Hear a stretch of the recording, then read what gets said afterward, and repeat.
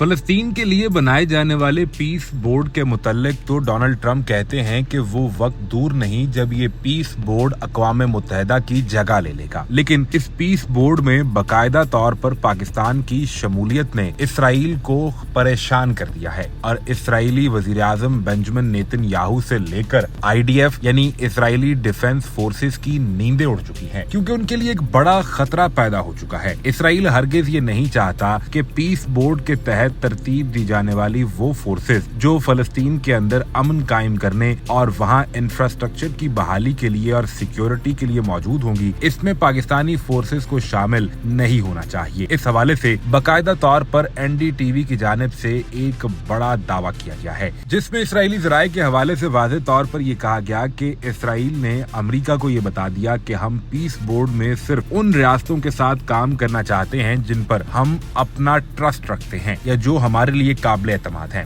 और यकीनी तौर पर पाकिस्तान इसराइल के लिए काबिल एतमाद नहीं होता। उसकी बुनियादी वजह यह है कि पाकिस्तान तुर्किया और सऊदी अरब के करीब है। इसराइल ये समझता है कि अगर पाकिस्तानी फोर्सेस इसराइल और फलस्तीन के उस इलाके के अंदर मौजूद होंगी जहां पर पीस बोर्ड काम कर रहा होगा, तो वहां से कुछ ऐसी इंटेलिजेंस शेयरिंग तुर्किया के साथ की जा सकती है जो आइंदा इसराइल को नुकसान पहुंचा सकता है। लिहाजा पाकिस्तान और तुर्किया की मिलिट्री इंटेलिजेंस शेयरिंग और आपसी ताल्लुकात को देखते हुए इसराइल ने पाकिस्तान के पीस बोर्ड में शामिल होते ही एक बड़ा सवाल खड़ा कर दिया है। दूसरी जानिब एक तुर्क सहाफी अयूब साहगान की जानिब से तबसरा करते हुए कहा गया कि तुर्किया, सऊदी अरब और पाकिस्तान के दिफाई इत्तेहाद के बाद यमन और शाम मुकम्मल तौर पर पुरअमन हो जाएंगे, लीबिया और सोमालिया भी अमन हो जाएगा, दुनिया के तमाम मुसलमान ममालिक महफूज हो जाएंगे, जालिम दहशत गर्दों का कला भी कमा हो जाएगा। पाकिस्तान और सऊदिया की आपसी डिफेंस डील पहले से मौजूद है, मुमकिन तौर पर इसमें अब तुर्किया को भी शामिल कर लिया जाएगा, और जब तुर्किया शामिल होगा तो इससे इसराइल की कांपें पहले ही टांगना शुरू हो गई हैं। इसराइल को खदशा ये पैदा हो चुका है कि ये एक ऐसा दिफाई इत्तेहाद होगा जहाँ पाकिस्तानी फोर्सेस जमीन पर मौजूद होंगी, वो यहाँ से इंटेलिजेंस शेयरिंग सऊदी अरब और तुर्किया के साथ कर सकते हैं, और इसके बाद तुर्किया बाकायदा तौर पर इसराइल को निशाना बना सकता है, क्योंकि वो इसराइल के मुतालिक बहुत हार्ड स्टांस लेता है, जिससे अब एक खतरा ये भी पैदा हो गया है कि फलस्तीन के अंदर बनने वाली अमन कौंसिल और पीस बोर्ड कहीं मुकम्मल तौर पर नाकारा ही ना हो जाए। और एक बार फिर ये खतरा सर पर मंडला रहा है कि कहीं फलस्तीन में हालात एक दफा फिर बिगड़ ना जाएं, वहां इसराइल अपने